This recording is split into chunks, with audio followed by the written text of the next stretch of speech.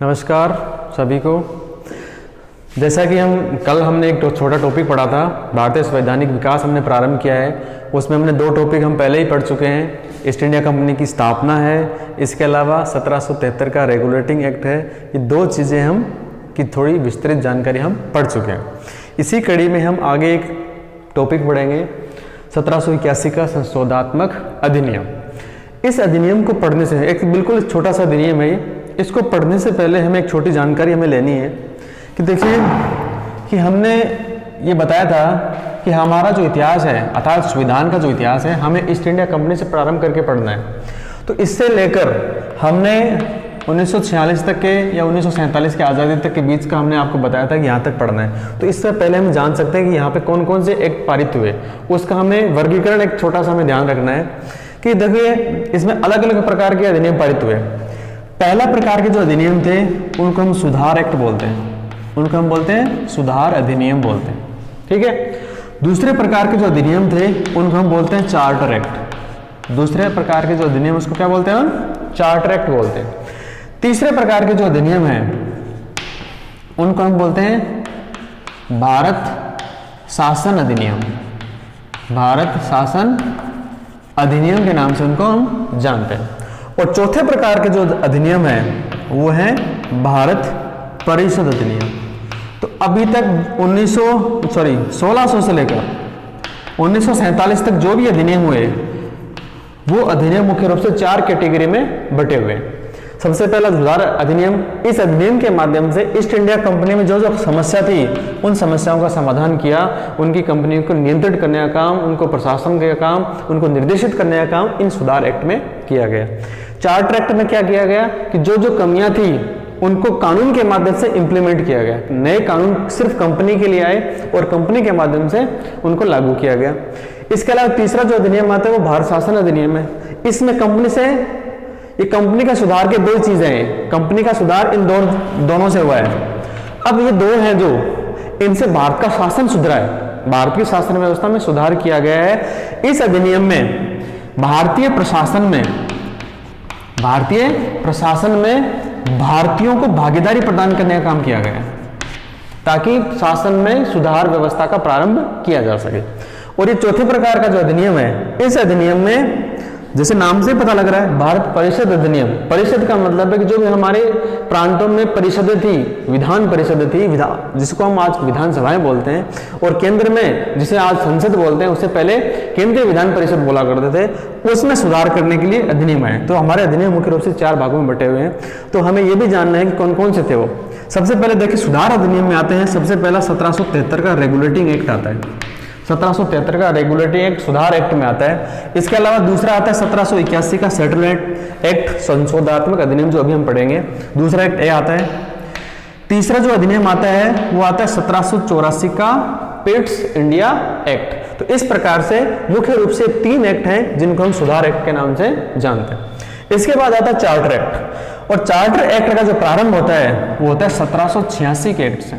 कब से होता है? ये क्रम से चल रहे हैं। अब इसको क्रम भी ध्यान रखना है, पहला ये, फिर दूसरा, तीसरा, चौथा, ऐसे क्रम में भी है, और कैटेगराइजेशन भी हमें ध्यान रखना है। इसके अलावा 1786 का चार्टर एक्ट, 1786 के चार्टर एक्ट के बाद आता है 1793 का चार्टर एक्ट। 1793 के चार्टर एक्ट के बाद आता है 1813 का चार्टर एक्ट। 1813 के बाद आता है 1833 का चार्टर एक्ट, और 1833 के बाद आता है 1853 का चार्टर एक्ट। ये सारे के सारे चार्टर एक्ट की श्रेणी में आते हैं, अर्थात कंपनी को सुधारने के लिए अलग अलग नियम अधिनियम बनाए गए हैं, चार्टर एक्ट। इसके अलावा इसी क्रम में आगे बढ़ते हैं हम। इसके बाद आता है भारत शासन अधिनियम। अर्थात यहाँ हमें पता है कि 1857 की क्रांति होती है, और क्रांति जैसे ही होती है वहाँ पे ईस्ट इंडिया कंपनी का शासन समाप्त हो जाता है, और ये शासन ब्रिटिश ताज के हाथ में आता है। और ब्रिटिश ताज के हाथ में जिस अधिनियम से शासन आता है उसको हम बोलते हैं 1858 का भारत शासन अधिनियम। इसके बाद इसमें और भी है, पहले हम ये पढ़ते हैं क्रम से। 1858 के बाद जो अधिनियम आता है वो आता है 1861 का, जिसे हम बोलते हैं भारत परिषद अधिनियम। इसके बाद आता है 1892 का भारत परिषद अधिनियम, और इसके बाद आता है 1909 का भारत परिषद अधिनियम, जिसे मार्ले मिंटो अधिनियम के नाम से भी जाना जाता है। तो इस तरह से ये भारत परिषद अधिनियम है। अब वापस इस तरफ आते हैं, इसमें आता है 1858 का जो भारत शासन अधिनियम था, उसके बाद 1919 का भारत शासन अधिनियम, जिसको मॉन्टेस्क्यू चेम्सफोर्ड अधिनियम भी कहा जाता है। इसके बाद आता है 1935 का भारत शासन अधिनियम, जो बड़ा ही महत्वपूर्ण है और हमें इसके बारे में एक ध्यान रखना है कि हमारा संविधान 1946 से बनना प्रारंभ हुआ, 1950 में लागू हुआ, लेकिन हमारा देश तो 1947 में आज़ाद हो गया। तो 47 से लेकर 50 तक हमारी शासन व्यवस्था चली कैसे? तो इसमें ये शासन व्यवस्था, इस दौरान जो 3 साल चली है शासन व्यवस्था, इसी 1935 के अधिनियम के माध्यम से चली है। ये भी हमें विशेष तौर से ध्यान रखना है। और इसके बाद 1947 का भारत शासन अधिनियम, जिसे हम भारत स्वतंत्रता अधिनियम के नाम से भी जानते हैं। तो ये सारी कैटेगराइजेशन हमें ध्यान रखनी है। ये सारे हैं भारत परिषद अधिनियम, भारत शासन अधिनियम, ये सारे हैं चार्टर एक्ट, ये सारे हैं सुधार अधिनियम और ये सारे हैं भारत परिषद अधिनियम। तो इस तरह से हमने ये जानकारी हमने प्राप्त की है।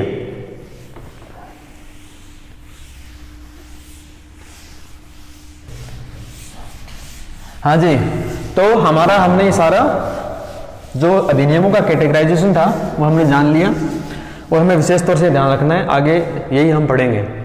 इसकी कड़ी में अगला जो अधिनियम है वो है 1781 का सेटलमेंट एक्ट, जिसे हम संशोधात्मक अधिनियम के नाम से भी जानते हैं। ये क्या है? 1773 के रेगुलेटिंग एक्ट की ही अगली कड़ी है।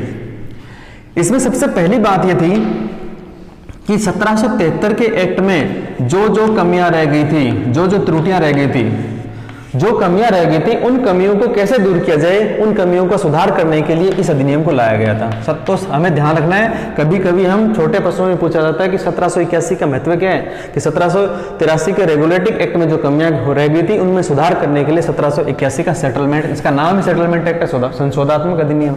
पहली बात तो इसमें हमें ध्यान रखनी है, इसमें सुधार किया गया। दूसरी सबसे बड़ी बात हमें ध्यान रखनी है कि 1781 के सेटलमेंट एक्ट में सर्वोच्च न्यायालय, जो 1774 में बना था, हमने कल बताया था आपको कि सर्वोच्च जो न्यायालय है, उस सर्वोच्च न्यायालय के अधिकार क्षेत्र निश्चित कर दिए गए। पहले अधिकार क्षेत्र क्या नहीं थे? निश्चित नहीं थे। तो यहाँ पे क्षेत्र को निश्चित किया गया कि सर्वोच्च न्यायालय किन किन मुकदमों की सुनवाई कर सकता है, उसके अधिकार क्षेत्र में क्या क्या आता है। दूसरा काम इसमें यह किया गया। तीसरा काम, सुप्रीम कोर्ट में 5000 पौंड, ब्रिटेन की मुद्रा का नाम है पौंड, 5000 पौंड से कम के जितने भी मुकदमे हैं, जितने भी 5000 पौंड के से कम के जितने भी मुकदमे हैं, वो सारे मुकदमे सर्वोच्च न्यायालय में जाएंगे। और 5000 से ज्यादा के जितने भी मुकदमे हैं वो ब्रिटिश सम्राट के पास जाएंगे। इसमें यह भी तय कर दिया गया।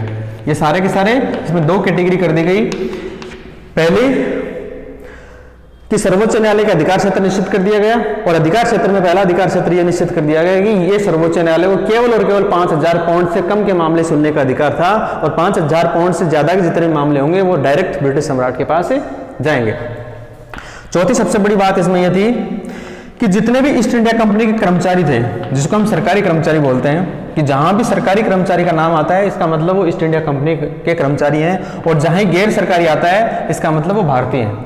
तो जितने भी सरकारी कर्मचारी थे, उन सरकारी कर्मचारियों को सुप्रीम कोर्ट में मुकदमे के अधिकार क्षेत्र से बाहर कर दिया गया। अर्थात कोई भी व्यक्ति सरकारी कर्मचारियों पर मुकदमे दायर नहीं कर सकता, यह इनको विशेषाधिकार प्रदान कर दिया गया।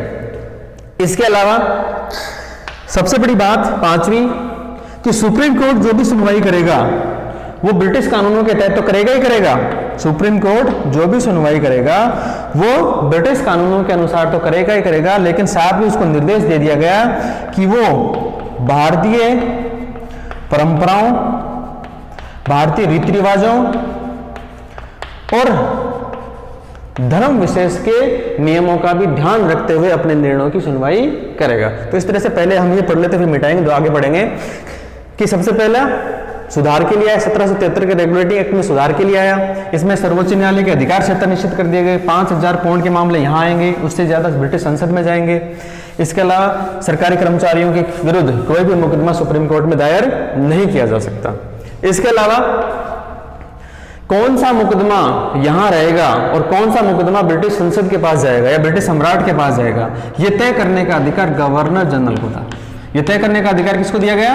गवर्नर जनरल और उसकी कार्यकारिणी परिषद को। कि 1773 में हमने पढ़ा था कि गवर्नर जनरल की एक कार्यकारिणी होगी जिसमें 4 सदस्य होंगे, ये हमने पढ़ा पहले। तो गवर्नर जनरल और कार्यकारिणी ये तय करेंगे कि कौन सा मुकदमा सुप्रीम कोर्ट सुनेगा और कौन सा मुकदमा ब्रिटिश सम्राट के द्वारा सुना जाएगा।